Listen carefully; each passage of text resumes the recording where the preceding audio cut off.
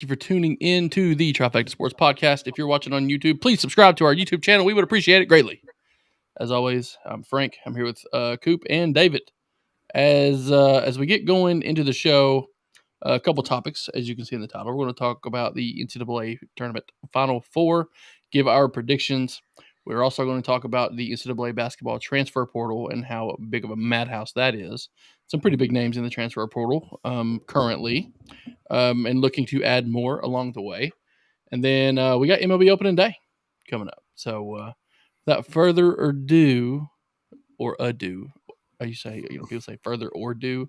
Really quick, I just want to throw this up there. Baker Mayfield statue still looks crappy.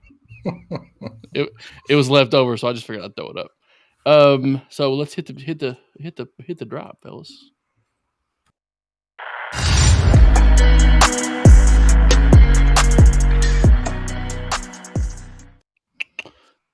Yeah, I made that a long time ago. Still holds up. All right, guys. NCAA tournament Final Four. I guess the games start Friday, correct? Saturday. Okay.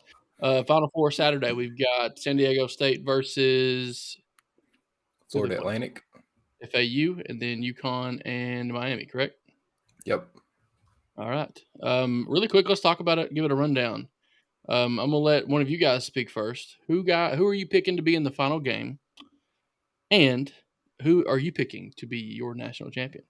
Three of the people that are in there, three of the schools that are in there have never been there before. So pretty interesting there. I think UConn is the only one not in that boat. UConn, of course, a couple of national titles. I don't want to talk about Kemba Walker, but that's okay. It was good. Kentucky fan over here, still hating on him. But when you guys hop in, who are you picking? I've got San Diego State over FAU, UConn over State, and then UConn winning it all. I think that's a logical pick. Dave, you got a different opinion? Yeah, you got to. Because why would you have logic this March? If anything taught us, don't pick anybody you think is going to win. I actually read a story earlier this afternoon about how is his name Dusty Mays? Dusty May. Is that the FAU coach? Anyway. I think so. What a name, Dusty. Yeah. The article came out, though, after he accepted the job, basically sight unseen, to become the head coach. First-time head coach. He went back to his hotel room and cried because he wanted to get out of being their coach. The article basically stated that they prided themselves on signing 10 guys their first year without showing them the locker room. They took them to Lane Kiffin's football locker room instead because the facilities were that bad. Like, that's just a cool story about how a guy who, freaked out and said, "Oh, God, what did I do? I'm screwed. I just committed career suicide." And 5 years later, he's at the dance. He is, took a 9 seed, got their first ever tournament win this year. And they're, what are they, 4-0 now, 3-0? So, I love a good Cinderella. Kemba Walker still hurts every time I think about him. So give me Miami FAU. Give me a South Beach reunion in Houston, and let's go Owls. If they're the Owls. I don't know if they are or not. There's an owl on the logo. Yeah. They're the Owls, I think. Yeah. All right, we don't know for sure. We'll figure it out. I mean, it can't be that hard. No. Just to be different, before we got on the show, in my heart, I think UConn is going to win the national championship. But I'm going to go with San Diego State beating Florida Atlantic, and then Miami beating UConn, with San Diego State being your national champion. Wow, I'm the only one that has UConn in the championship game. Well, I don't disagree. UConn should be the national champion. In my heart, I think that they will win. Well, they're the lowest seed remaining. Yeah, you got a 4, 2 5s, and a 9. Yeah. So UConn should be the betting favorite, which I'm sure they are. But that doesn't matter. I just look at a team like San Diego State. I think, if I'm not mistaken, they're on a massive winning streak. They are the hottest team in basketball. So, with that, I'm picking them to win it all. The Fighting Kawhi Leonards. Like, do you all think, like, I know we've talked about it, how basketball is probably, maybe baseball. Basketball and baseball, like, the talent-wise, like, travel ball, AAU, has just exploded for the youth. And, that talent gap has really shrunk between, that's why we can have a 64-team tournament for baseball and basketball, but you can't for football because that talent gap is just so wide in that sport. Do you think, like, them not being in a Big 12, a Big 10, ACC, SEC, not playing like that grueling physical style of basketball like the big boys do you think that helps them here?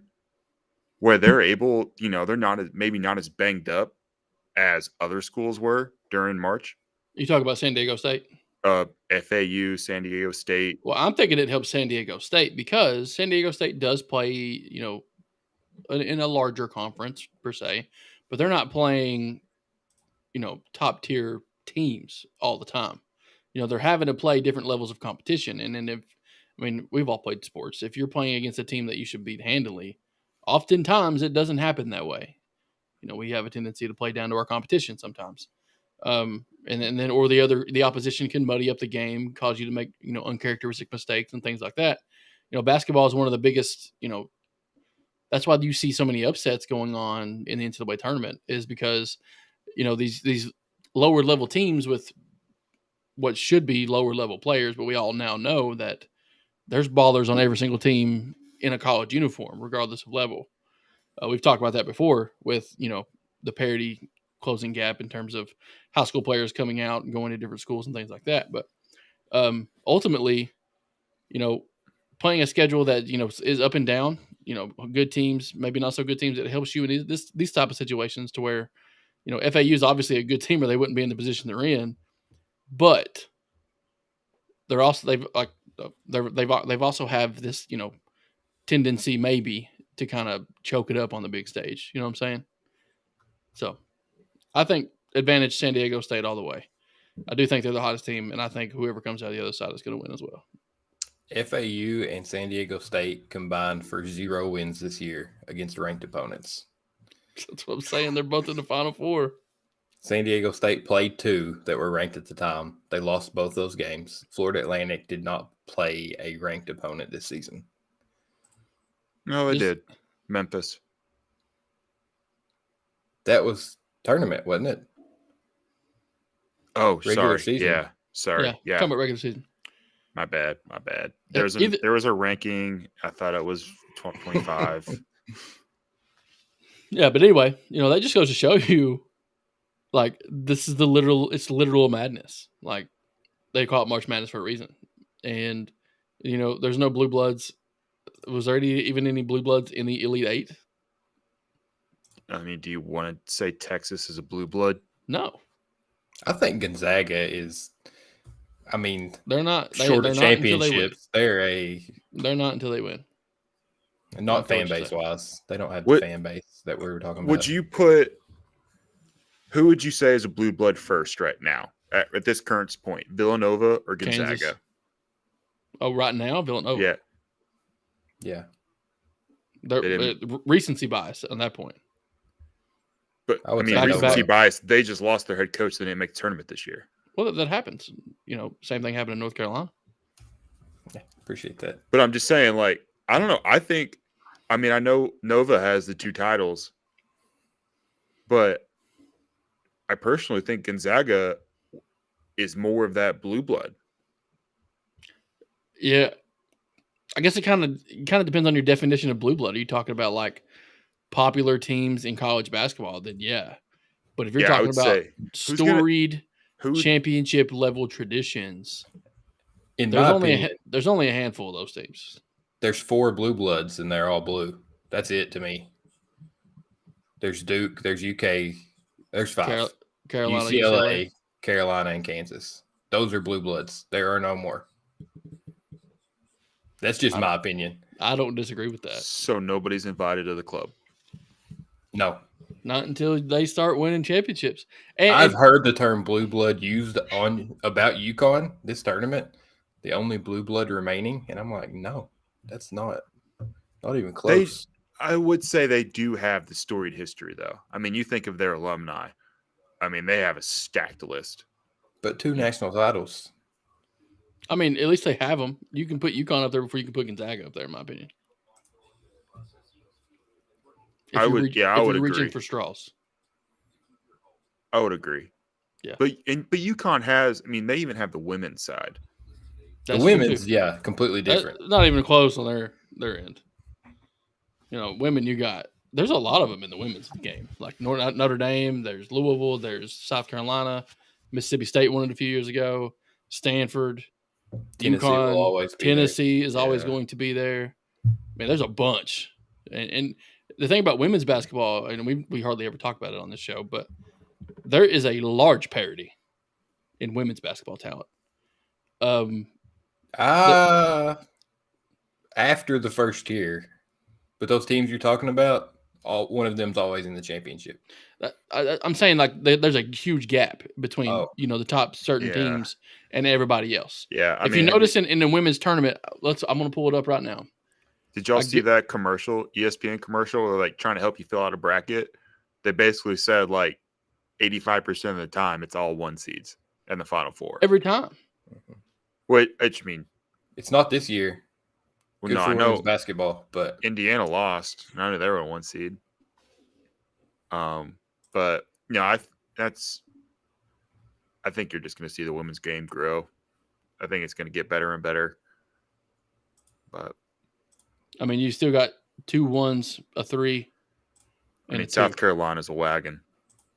Iowa. That Caitlin, what's her last name from Iowa? Clark. Caitlin Clark is a baller. First player in men or women's history with a 40-point triple-double. Little trip dub action. That girl can play some basketball, fellas. Yeah. But yeah, man. I mean, you look at Miami was a 9 seed in their finals, in their semifinal the Elite Eight. But you have a 3, a 1, a 3, a 5, a 2, a 1, and a 2. Like, there's not a lot of upsets going on in women's college basketball. That's because the talent goes to those schools, and they have a history of winning. I think the better statement would probably be the height goes to that school. Yeah, but I mean, height and talent combined. Like, you gotta have guards. To win that many games, you gotta have good guards. Right, but I think Marcus Noel just proved to everybody you can be a good guard and short. Absolutely. Yeah. But that's how you make it in this tournament. You gotta have guards. Yeah, but UConn's rolling out 6 2-point guards. Yeah, and in the women's game, that is number 1 overall draft. That's unbelievable. Massive advantage. It's ridiculous. But like, and you talk about teams that crap the bed all the time. Kentucky's one of them, but the other one is Purdue, fellas. They are overhyped, overranked. Gonzaga is the same way, but Purdue hasn't won a tournament game. Purdue's on another level in terms of overhyped, underdelivered. I think that's just the absolute essence of the Big Ten, though. They get hyped up every year. They get overranked because it's just not on the same level as Big 12, SEC, ACC, Big East. It's just not, in my opinion. I agree. And then, there's one team that makes it out of there. They end up a high seed. And, I mean, Purdue's been that seed the last 3 years. And I think I saw they've lost to a 14, 15, and a 16 seed the past 3 years. That's impressive. It's painful. Like, people are crapping on like Kentucky for not doing the things they should be doing, which rightfully so, have every right to.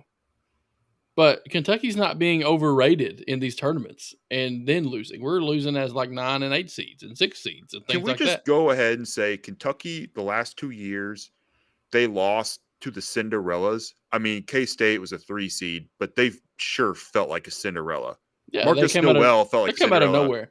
Every tournament has that guy that everybody's looking for.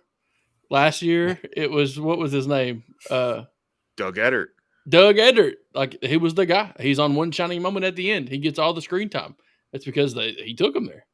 And Yeah, then that's gonna be Marcus Marcus Noel Noel. is going to be the guy that everybody talks about that has the greatest tournament.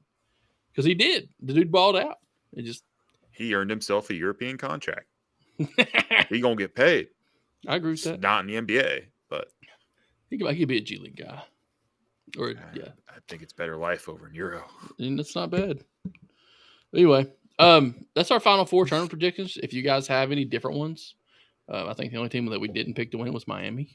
So there's three of us. Anybody else think Miami's going to win? Drop it in the chat. We'd appreciate it. Miami. If you're not subscribed to us on YouTube, you should probably go do that now, and share our videos with your friends. But moving on, man, staying on the topic of college basketball, it's inevitable that every year there's an exodus of players from every team that chooses to enter what is quote unquote the transfer portal. I don't really like that name. Sounds like a Mortal Kombat type of deal where it's like, oh, I'm going into the portal and I'm coming out a new man, which for the most part is what it is. Yeah, 100%. But big names, Caleb Love, obviously, Severe Wheeler, as a Kentucky fan, another guy. It's pretty much expected. From a Carolina side, I would take that trade 1-for-1. You guys take Love, give us Wheeler. Okay. No. I don't think, No. I am sad. Why are you sad, Dave? Because this is the bad part about being a Kentucky fan is that you got to learn everybody else all over again. Well, yeah, but as a fan base, we are so irrational that during this, whatever 3 or 4 game slide we had in the middle of the year where we literally lost to everybody in the Sweet 16. Like, I think we can look back and be like, wow, we weren't winning games, but people were wildly over exaggerating the state of Kentucky basketball. And a lot of that weight online, people were pointing at Severe Wheeler. Mm-hmm. And then the guy went and had a knee surgery done and missed the entire last portion of the season, his senior year. That, like, to me, that is so sad. A guy who went to Georgia, been all-team SEC. Every year he's had a full year. Mm-hmm. And it's like he's got a stud that he's fighting with Cason Wallace for playing time. And then people are just hammering him online because his assist to turnover ratio is 2-1. And it's not 3-1 or 4-1. Like, the Kentucky fan base drove him away because he should be a Wildcat. And that just makes me sad because he's a baller. Yep. I don't think he's coming to Carolina, but yeah, I would love that. I'm trying to find Caleb Love's assist to turnover ratio right now because I'm sure that it is absolutely awful. I'm looking at 24/7 Sports. They have a list of college basketball transfer portal guys, and you can rank them by top and the latest and positioning and things like that. So when I click top, you've got a couple of names at the top of the list, namely Khalil Ware, originally from Oregon. He is a center at the top of the list. Taron Armstrong. I don't know where this guy went to school. What's this? I don't know that logo, so that couldn't be a good thing. He's from Australia. How's he a transfer portal guy then? That's a good question. Doesn't have a NBA Global Academy. I don't know why it's in the transfer. Stupid. That's dumb. California Baptist is where he went to college. And they've got him ranked number 2. There's nothing wrong with that. No. Cal Baptist Final Four next year, baby. Not with Taron Armstrong transferring. Let me drive home this Caleb Love point real quick, just because I'm so happy that he's leaving. 2.8 assists a game as the point guard, 2.4 turnovers a game, 37% from the field, while leading the team in field goal attempts by 90 shots. He went to that Kyrie school, baby. Here. He went to that Kyrie school. Yeah, that's a recipe for disaster for any team when a below average shooter takes the most shots and also turns the ball over a bunch and doesn't assist on anything. That's bad. Notable name on the list: Davion McKnight from Western Kentucky University, former Kentucky Mr. Basketball, I believe, from Collins High School. Jamarion Sharp is another big guy from Western that is in the transfer portal. I don't see his name in the top 50, but the dude is like 7'6", and just recently entered it the other day. And from the most part, from what I've seen, I've watched him play a couple times. He's a shot blocking nightmare. Taco Fall. He's a little bit more athletic than Taco Fall is. When you watch the games, he doesn't look like he's Taco Fall. He's not big, tall, lanky, towering over people. It seems he's he's a little bit smaller than Zach Edey. Zach Edey's like buffed up, beefed up type of guy. Sharp is more of a run the floor, be an athlete kind of guy. Mm-hmm. He would probably fit in well at a Power 5 school. I feel not much of a scoring threat, but if you're looking to beef up your defense with a sub off the bench, Sharp is the guy to go. And McKnight is a solid guard. They had a coaching change in Western. That's why you're seeing an influx of transfers out of there. So Stansbury's out, and then I don't know the new guy's name, but I try to keep up with in-state colleges. Other than Louisville, they suck. I hate them, but for the most part. Quick shout out to another Kentucky school in college basketball, Eastern Kentucky University. Made it to the finals of their postseason tournament. I think they lost to Charlotte, if I'm not mistaken, by 1 or 2 points in the championship game. So tough run. Their coach, A.W. Hamilton, is going to be a Power 5 coach one day. It's just a matter of time. Somebody's going to snag him up, and he's going to do some work. So shout out to A.W. Hamilton and the Eastern Kentucky University Colonels. I don't know why I said Colonels. They're the Colonels.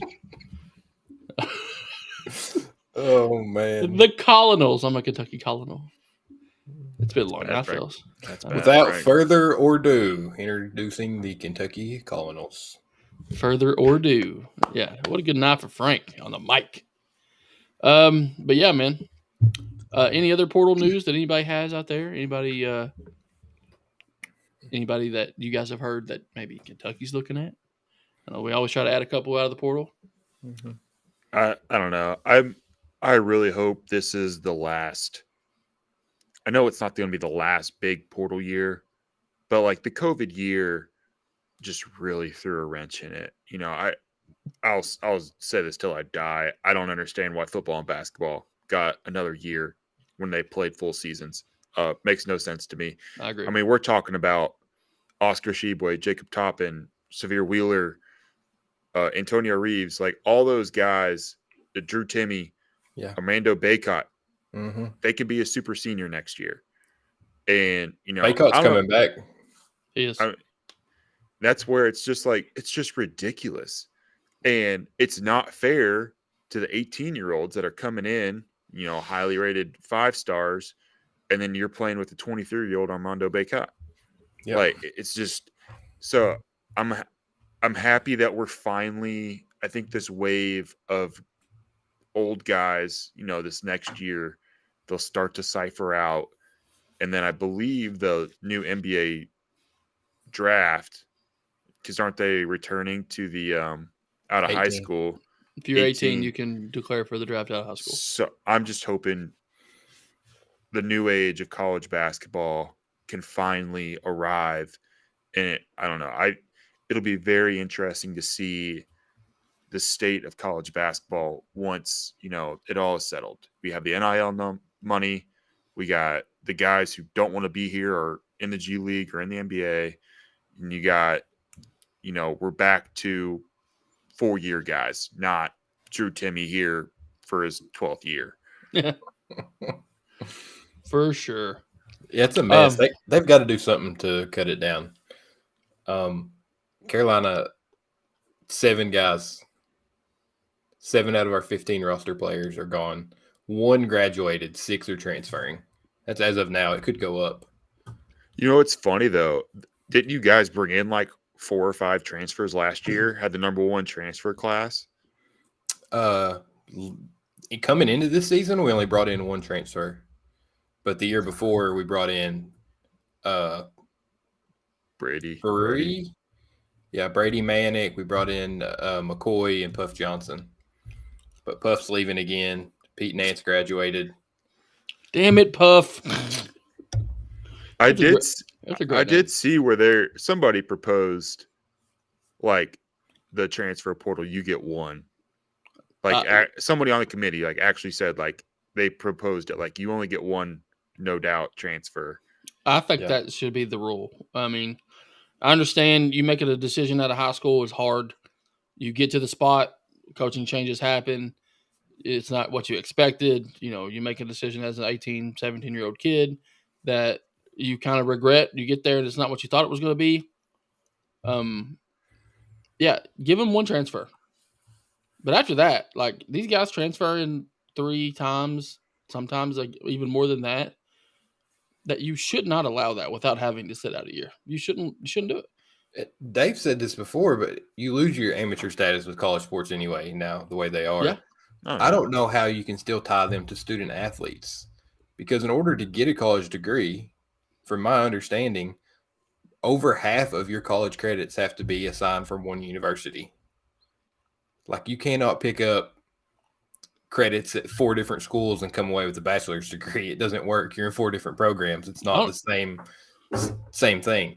So education-wise, I don't know how you allow students to be eligible to play if they're not meeting those requirements because of multiple transfers. Well, yeah, and in my opinion, from a business aspect, that's just that money. That school, new school's like, okay, you're going to freshman seminar.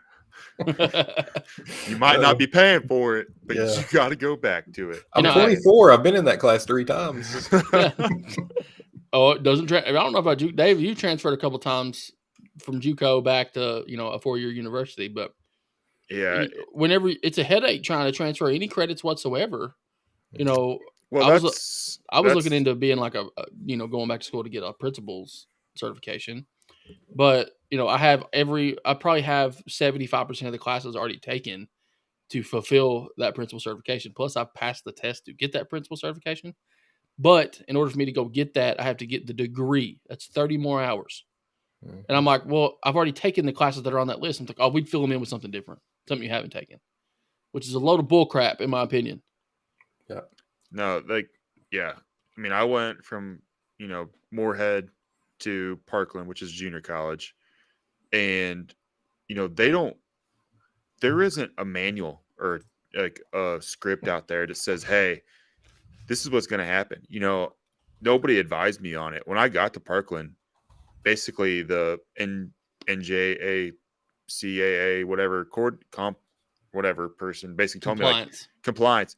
I had to graduate from Parkland, which wasn't a big deal. I mean, but like in order for me to go back to Division I had to have like a 3.0 GPA and a degree. And that's like, these D1 to D1 transfer portals, like that's not a thing, which it really stinks for like, baseball is really the only one where guys will kick back to JUCO to, go back to D1 or a high D2. And that's like, it was a game changer for me, because I ended up staying 2 years, which means I loved it. It was fun, learned a lot, played a lot of baseball, but like that isn't something that, these guys have to think about in the transfer portal. I mean, they're not really, I'm sure they don't, getting their degree is probably the last thing on their mind. But, I just think it sucks where, from my perspective, I had all of these rules and restrictions I had to try and complete where these guys is just like, nah, I'm good. Coach doesn't like me here. He lied, didn't play me. I'll try somewhere else. Yeah. And you don't see it in other professions either. You don't see med students jumping from med school to med school because they've got the potential to be the best doctor in the country. Like, that's not how it works. You've got to finish what you started. Like you have to see it through to gain your credibility from an academic perspective. And I think that part of the game is completely gone in the trash now. It just muddies the water so much more on an already ugly environment that we have. I'm glad they're getting paid. NIL is great. Transfer portal is an absolute mess. Right. They'll figure it out though. And I think that's where I think you get the 18-year-olds that are just the Shaden Sharps, all them. You're going to get those out of there. And I think you're going to get back to the somewhat amateurs. We're going to have that, Johnny Manziel come out of nowhere, win a Heisman, just absolute, steal the show with Johnny football merchandise. I feel like we're going to start seeing those stories pick back up, where right now we're in everybody's known about Bryce Young for years. Mm-hmm. Everybody's heard of Reed Shepherd, Jeff Shepherd's son, for the last 6 years. Like, I feel like we're going to get rid of that, where it's going to be like, all right, we really got to learn these kids' names because, all the good guys went pro already. Yeah. I never liked it to begin with. I think if you're good enough to play pro anything at 18, you should be able to do that. I just think it should probably not football. Football's different. That's why you can't play up in middle school on a football team. Football is so physical, and it's just you can't do that. But if basketball was treated similar to baseball, now albeit there's not as many spots available on a basketball floor or on a basketball organization that there are in a baseball organization. In baseball, you can get drafted out of high school. You can choose to take the contract. You can turn it down, go to college. But once you enter college, you're there for 3 years. Unless and you're then you JUCO. get it. Unless you go to JUCO, you can get drafted out of JUCO. But you could redshirt, play 2 years, get drafted. And then you can again you could potentially be drafted 3 different times. So, if you don't like your position, you can, either go to college or go to JUCO and then figure it out from there. But, once you establish that you're going to college, you're there. Your coaches can count on you being there. And they can work and build a roster around you and have consistency from year to year. And you can actually implement, a team culture and things like that, which you don't have to have so much turnover every year. I think that it would be the best idea, but I'm not the guy that makes the rules. So, asking out of ignorance, what happens to the draft rights if a player is drafted a second time? Does the first team have to renounce rights before a certain time period? Or? They have to sign them like I think it's just under a year. There's like a date that if you're not signed by, then they lose their rights. Because Kumar Rocker for Vandy, I think the Mets drafted him. Mm-hmm. And then they found, like something they didn't like in his elbow. So he went from a $4 million signing to, $20,000 minimum signing. And he's like, not signing. He's like, I ain't taking that. My elbow's fine. Went through 100 for an indie ball team. Got picked in like the 4th or 5th round.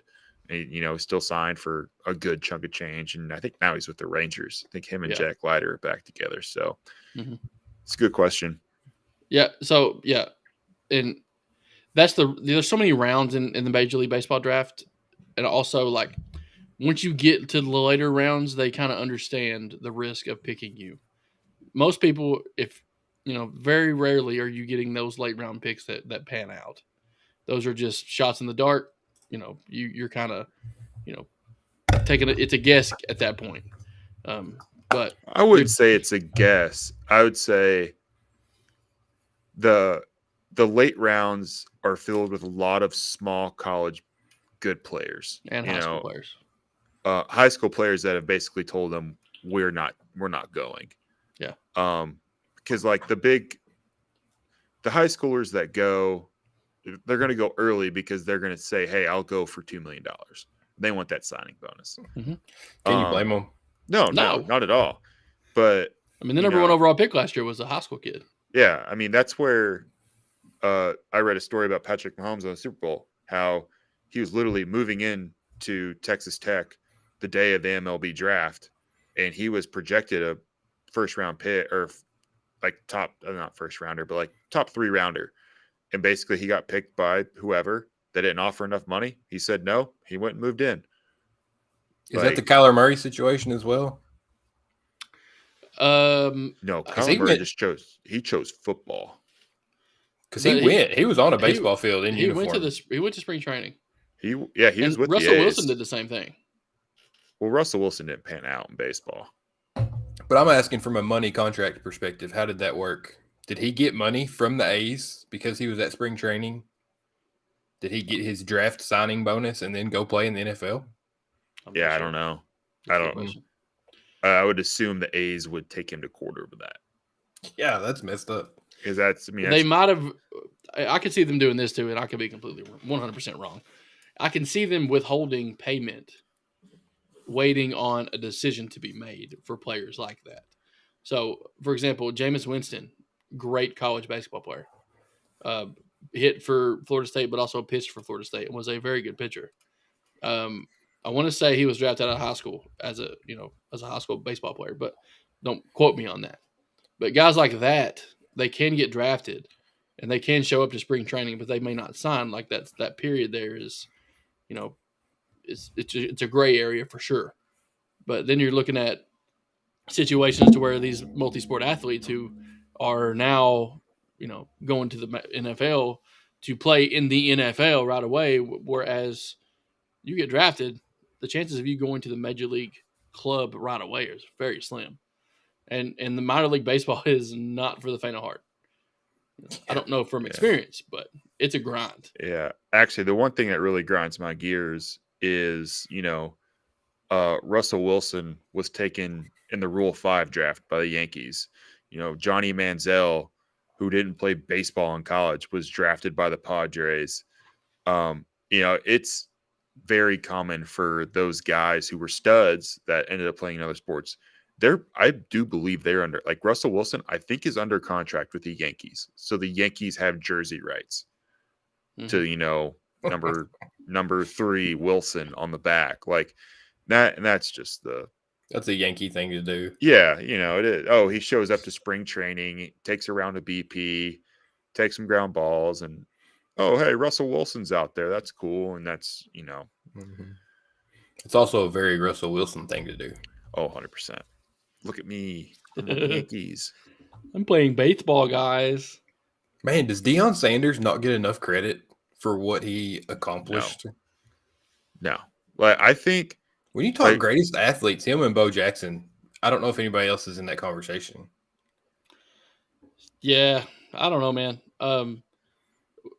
We can talk about Deion for a long time on the show, and I have my opinions on him, and they're very good, just to let you know.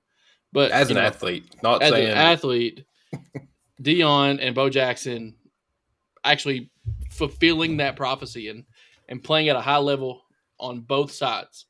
Deion was not as a high level baseball player as Bo Jackson was, but he was there. I don't know. He played in a World Series, and a Super Bowl, right? Same year. That's it. But he wasn't Bo Jackson. Bo Jackson dominated 2 sports. If it wasn't for an injury, but we're talking about Bo Jackson possibly being the greatest athlete of all time, and still probably is in that conversation. Yeah, I agree. He was literally so good that he hurt himself. Yeah. He ran so hard he dislocated his own hip. outrun his hip. Yeah. I would say that because I just told James this the other day. Shohei Ohtani is the greatest person to ever step on a baseball field. 100% correct. From a talent perspective, But yeah, I mean, compared to Bo, Deion wasn't as good, but Deion has the accolades that Bo wasn't able to get once he got hurt. So, yeah, and Deion was like the dude, though. Like he had the swag. Deion was a show. Have you heard Desmond Howard? Prime time. You heard Desmond Howard talk about him? No. So Desmond Howard, his rookie year in the NFL, they're playing the Falcons, and he returns. He gets his first touchdown in the NFL. I think a punt return. And Deion was pissed. Like, it said something specifically to Desmond. So later in that game, he picks off a pass, and he starts high-stepping at the 50-yard line. Yeah, I've seen that. It takes it all the way back. And it was because, like, he intentionally – I don't know if intentionally did it, but it was like everything he did afterwards was directed straight at Desmond Howard to let him know he was nothing because Deion was still here. Like, how do you – were they on the same team? Do that? I don't know. I don't think Desmond played for the Falcons. I don't remember, but you see that now with Deion Sanders. Like, every time I see a Colorado football video pop up on my timeline on Facebook or Twitter, I watch it. because you never know what he's going to say. It is wild to me that he ended up in Colorado. Like, how does Florida State miss out on that? I don't know that they missed out on it. I would say that they know how he is. He can do these things at Colorado because they sucked. They won like 1-2 games. They haven't won anything. Now he can go in and do whatever he wants, and then be the guy that turns the program around. Yeah. If he goes to a Florida State, they already have a history. He can't rewrite but they've it. sucked lately. They have sucked lately. Period. There's no question about that. But he's not bringing them up from nothing. When you go recruit, let's put recruiting in perspective. That's all he has to do. Hey, come to Florida State. He got number one. He got number one to Jackson State. That's what I'm saying. Like, all he has to do is what he could do at Florida State. Exactly. That's why he didn't want to go there. I don't think. I think he wanted the challenge of getting, like he had the challenge at Jackson State. First college coaching job. Figured out how to get the guys there. So you're saying he's playing NCAA 14 Coaches Edition in real life. That's exactly what I'm saying. He's going to Toledo He next. He knows if he goes to Florida State, it's going to be easier to get the dudes because of the name that's on the front. But you go to Colorado, who is nothing in the world of college football, and then do the same thing, that puts you at a different level. It puts you at a different level. Colorado is not the only thing they're behind Florida State in is history. They're a Pac-12 school. They're a Power 5 football school. No, it's like going to Vandy and bringing them back from the depths of hell. Pac-12 will not be a Power 5 in 2 years. Once USC and UCLA go to the Big Ten, it's not going to be that impressive that Colorado wins that conference 4 straight times. That could also be another reason why he chose Colorado. Right, but I'm saying right now it is. So everything he has at Colorado, he would have at Florida State. The facilities, the other sports. Like Florida State's not dominating anything. I know their baseball's really good. Yeah. But outside of that, they're not like a dominant sports school in other areas. But it's the brand, man. It's like, it doesn't matter how bad, Kentucky is at anything, especially basketball. It's the brand. Like, you're still getting 5 stars recruited to Kentucky. You're still going to get them every single year, regardless of who's coaching. It's because of the name on the front of the jersey. Same thing with North Carolina. Same thing with Duke. All those blue bloods we talked about earlier. Yeah, there are college football. There's college football blue bloods as well. Just like they're red bloods. No, you're right. It's Georgia, Alabama, Ohio State, maybe USC in Texas. Yes, USC is still there. USC. I would say Texas as well. You had to put Texas in there just simply because of all the they get hyped up every year too. And Notre Dame, that would be my last one. I have a hard time with that one, but I'll agree. Notre Dame is the history of college football. There's so much history. If there's UCLA is a blue blood in basketball, then Notre Dame's a blue blood in football. Okay, that makes perfect sense. I will agree with that. Now that you put it that way, I don't get the Notre Dame hype every year. They put them in the top 5, and then they're always in there in the top 4 when you talk about playoffs. Penn State, Penn is that not a history we want to? No, I think we blacked out that portion. Maybe Michigan. I wouldn't say it. I mean, I would say no. I mean, how many national titles do they have? I have no idea. I know Florida has 2. Oklahoma. You look at schools like that now. I mean, Nebraska. Nebraska is a history one too. I mean, man, those Florida years with Billy Donovan and Urban Meyer. Golly. If you there, I don't know if it's the Aaron. It didn't count. We had Billy G and Joker. It I'm didn't not, count. I'm Talk not about a couple of years else. for UK fans compared to that Florida group that they had at that time. We were on it bad, fellas. Like, we got the short end of the stick bad. Back-to-back in basketball. So they won at least one football title. They won 2. They won back-to-back with the Pouncey brothers, right? Yeah, and Tebow. Yeah. How many times do you see offensive linemen be the face of a football team? Needs to happen more. I think the Pouncey. I love it. It's happened with UK football. I mean, you talk about the Big Blue Wall. Heard good things about it so far this spring. But I'm not getting my hopes up. It's not the same. It's hear not Big the Blue same. Wall. It's not the Pouncey brothers. Right. It's not Marcus and Mike Pouncey. Well, let's be honest, Frank. Big Blue Wall, they're gone. They're in the NFL. They did their thing. Mm-hmm. Yeah. So, but yeah. You never know. All right, guys, we got about 15, 20 minutes left. Coop, you got a point? Yep. On college football, what do we think about Nick Saban? Those comments out of Alabama. 100% accurate. Correct. Shots fired. I have no problem with it. I think Dave, you're on this, yeah. Good for him. I mean, it's Nick Saban. He can do what he wants. He's not going to. He is the John Calipari of football. He's got that lifetime contract. They can't fire him. Yeah. Oh, it is. It is way better than that. But he's got job security, and he knows they screwed up as an institution. Mm-hmm. And he took care of his problem, and he called out the other one. I'm for it. Frank, you want to catch up the listeners on that situation? I just threw it out there without any background. I was looking up something else because I was going to miss, but I'll mention this really quick and give you guys a quick talking point. We're going to switch gears for a little bit. I want to go back to baseball. I tried to look this up earlier, but our conversation left. Talking about Russell Wilson and, multi-sport athletes getting drafted and all that. These are the people that were drafted after Russell Wilson in the MLB draft in 2010. Are y'all ready for these names? Number 1, Chris Bryant was drafted after Russell Wilson. Jacob deGrom after Russell Wilson. Jock Peterson. Aaron Judge drafted after Russell Wilson.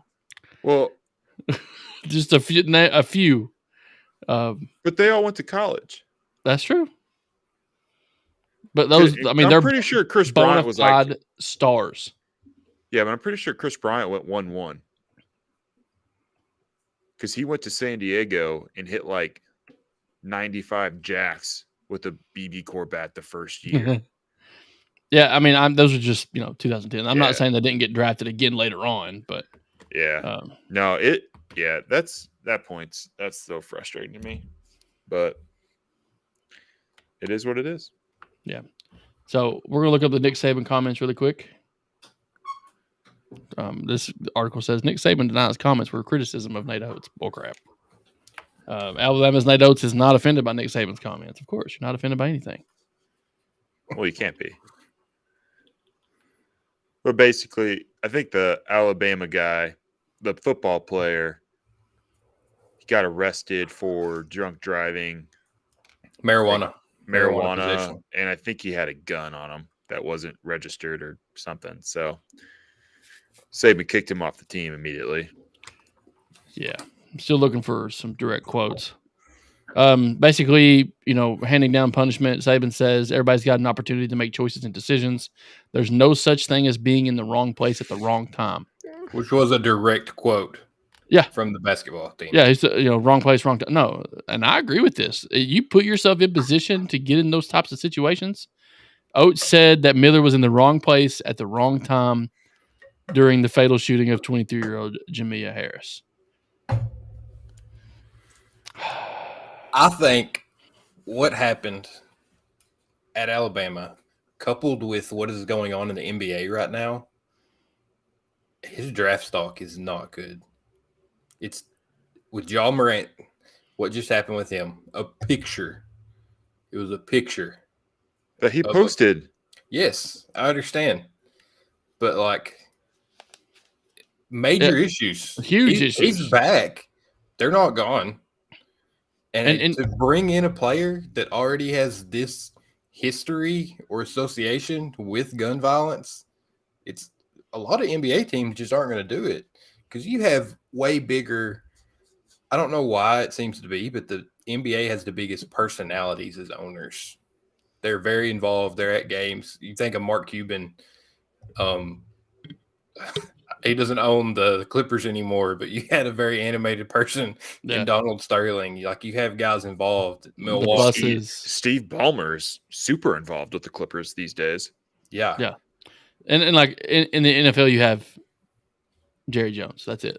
Yeah, and those owners they're not going to do that because they don't have to. They're not going to bring that distraction into their locker room.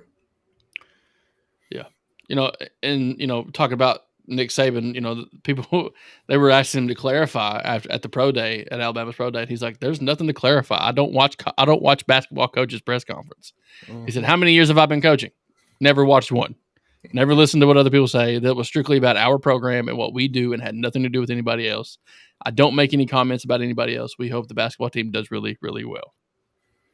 Yeah, I feel this is similar to a Calipari. It's not in the same realm of seriousness, but kind of what happened with Calipari and Stoops, right? Basketball school, football school, kind of thing. Yeah, that disconnect. Like, these guys are going to say what they want to say, and that's what they mean. What you hear afterwards is irrelevant, because when they're at the podium, they're going to tell you how they feel. And I think that's how both these guys feel. Saban feels like Alabama screwed up. Calipari feels like his athletic director's leaving him hanging out to dry. We are a basketball school. It's great if the football program's good too. This is and always will be a basketball school. So, I don't know.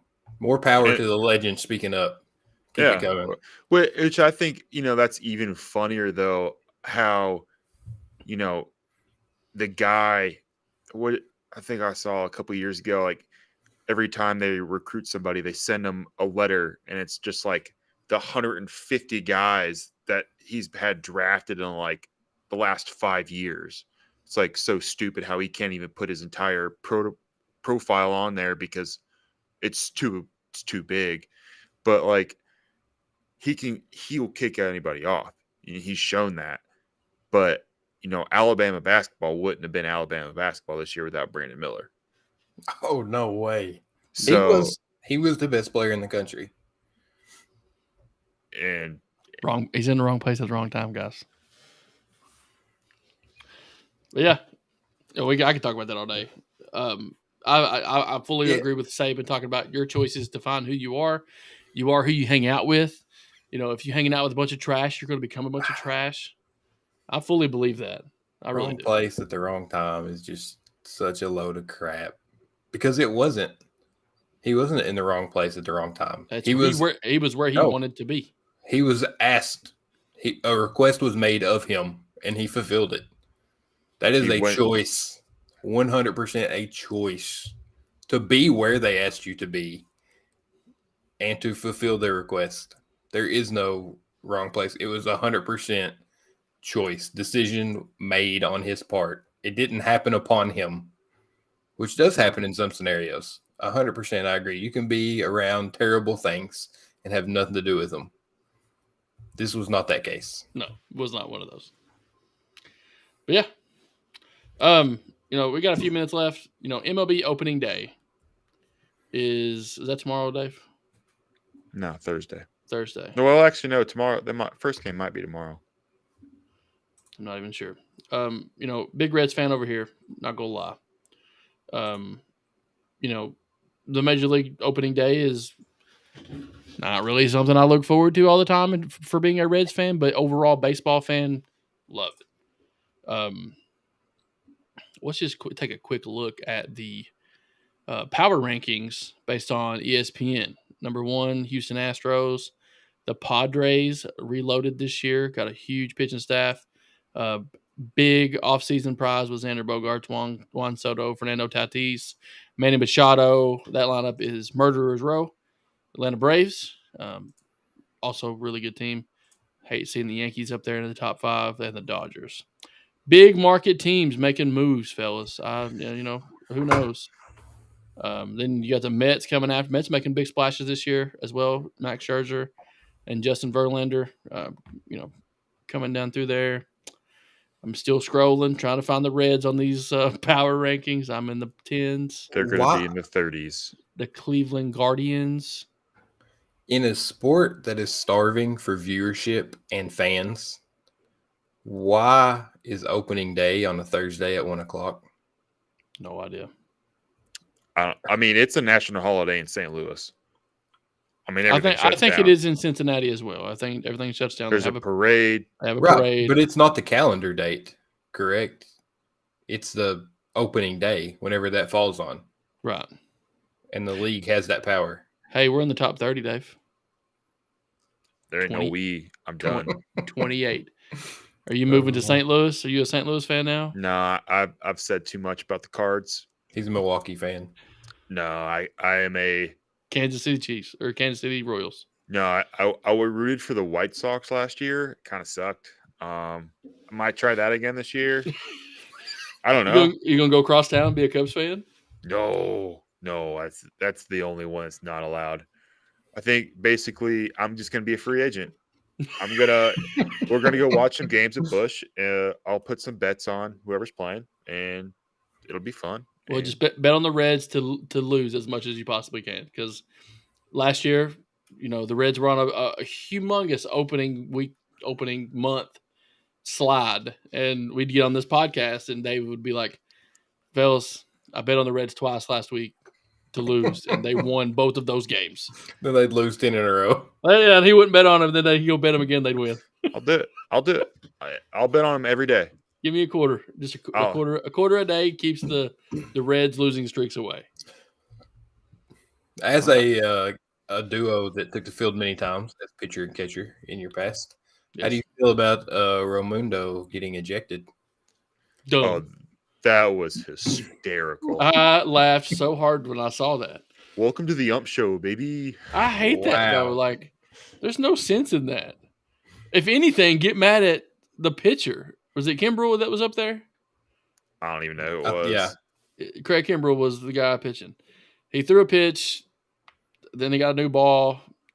Didn't like the ball. Threw that out too. And the umpires hate that crap. And then, the first time the umpire threw the ball back, Realmuto reached back. Umpire threw it. Second time, he didn't even look. He just held his glove up for a second. Didn't get a ball. Put it down at the same time. The umpire tried to throw it in his glove. It's like he gotcha. And then he threw him out. Man. Immediately. Thinking that he was trying to, pull one over on him, make him look bad. That ump is driving a jacked up truck. He's got 35-inch tires.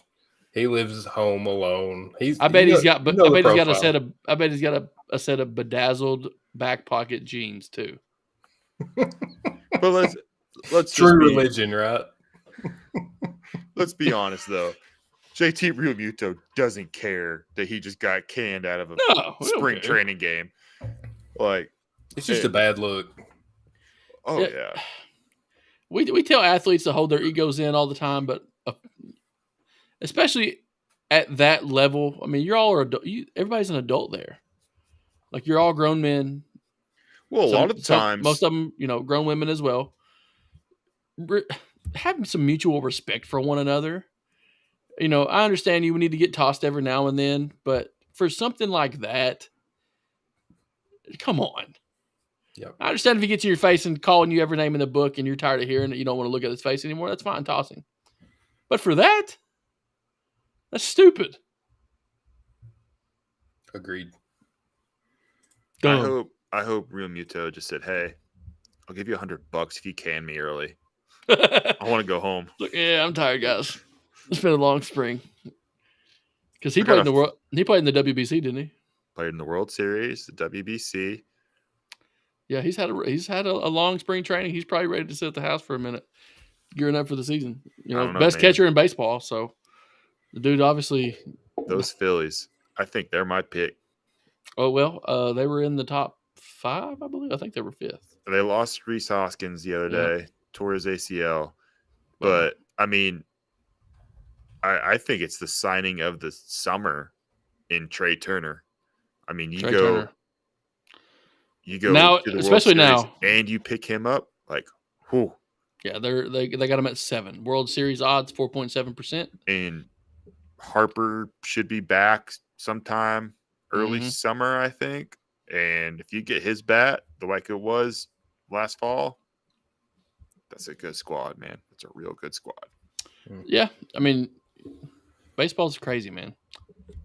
You never know what's going to happen. You might have Seattle Mariners getting up there. World Series odds, best odds are going to be the Dodgers and the Yankees. Well, 8.7 Padres, 8.2. Ooh, the Braves have a 10.5. Yankees 12.4. Dodgers only a 6.5, fellas. There's a lot of other teams I've seen that are a little bigger. It's looking like the Yankees have the biggest odds, followed by the Braves. I think that has a lot to do with probably just simply them being there frequently. And maybe the divisions they're in, too. So, but anyway, we've made it an hour and 42 seconds. So, any last parting words, ladies and gentlemen? I would like to request to extend the segment, but we can do that another day if we want to keep it now. NFL, couple things. First one, Commanders, $6 million or $6 billion bid placed. How you feeling, Dave? Two of them. And they said there might be a third. It might happen. That's the number I saw, $6 billion. You're telling me there's a chance. Yeah, that was Dan Snyder's asking price has been met by two different groups, and they say there's a third group working on it, and there's possibly a fourth anonymous group. So might happen before the season, huh? Hey, go sign Lamar. Just do it, Dan. He'll be a Patriot. That's another thing. Lamar requested a trade March 3rd, I believe, and didn't make the news. Obviously, nobody heard about it. Where a month later, he just now tweeted out that he, I think he wanted to make it public, so everybody kind of knew about it. And then once the public knows about it, there's pressure on every angle to get a deal done somewhere, whether it be with Baltimore or that's exactly why he did it. That's exactly why he put it out there, so he could have leverage elsewhere. Yeah. But the betting favorite right now is the New England Patriots. I don't know, man. I think I don't see it. I hope not. I mean, that makes them really good. Has Tua been cleared? Do we know? No. Is he still in concussion protocol? If he is, Miami doesn't have a quarterback. No, they got Mike White. Yeah. But Lamar would be a little better. Lamar would be a lot better. I can't say anything bad about Mike White. He looked great last year. Yeah. Honestly, he did. What do you guys feel about Cam Newton and his statements that he's made? It doesn't matter. Yeah, I don't. You think he can still play in the NFL? Yeah. I mean, he could play. I mean, Robert Griffin III came back and played. He looked all right. But you're not going to make the playoffs if he's your starter for 17 games. No. I mean, Bill showed us what he's good at now. And he's going to, Cam has to play bully ball. So, which that's, in my opinion, like this Anthony Richardson, I don't know why he is so, like, I saw he's the fourth or third quarterback off the board right now, most projected. Wouldn't be surprised if he's one of the first two. I just don't get it. I do. I think he's. But I can talk myself into taking him one. To me, though, it's just like I get it. He's a freak. I get it. And if he hits, he hits. Yeah. But if he hasn't hit yet, why would he hit? Why would he hit for the Lions or the Texans or the Panthers when he couldn't hit for the Florida Gators? That's the only thing to me is like Trevor Lawrence. How many games did he lose through college? None. Like one. It was that insane. Checks the boxes for me of like this guy's never failed before. I'd rather his first failure be for me. And Urban Meyer made sure of that. Really drove him to the ground. And this Anthony Richardson, like you already have accuracy issues. I mean, I get that he's a tank. I get that he has the creative player skills. I get that. But it's just like I just don't know how you spend a 1-1 pick on a guy who couldn't even make Florida a top 25 school last year. That's the same reason that Trey Lance would cost somebody 2 first-round picks to get him. Like just the potential of that level of athlete if you can develop anything as a passer. There's so many schemes in the NFL now. Baltimore is screwed if Lamar leaves because that is a scheming team built around him and what he can do. Run your read option, dump offs, let him unleash a game downfield. Hopefully have somebody fast enough to outrun the defense and run under it because it's not going to be on a dime. But you're seeing more and more of those happen. I think a team that drafts Anthony Richardson or a team that has Justin Fields, or if the Niners want to move forward with Trey Lance and use him that way, those are the only places Cam Newton can land. In a place that has a quarterback built in his archetype that you think can develop and feel. And Cam Newton was an MVP, and he couldn't really throw the ball that great for the Carolina Panthers too.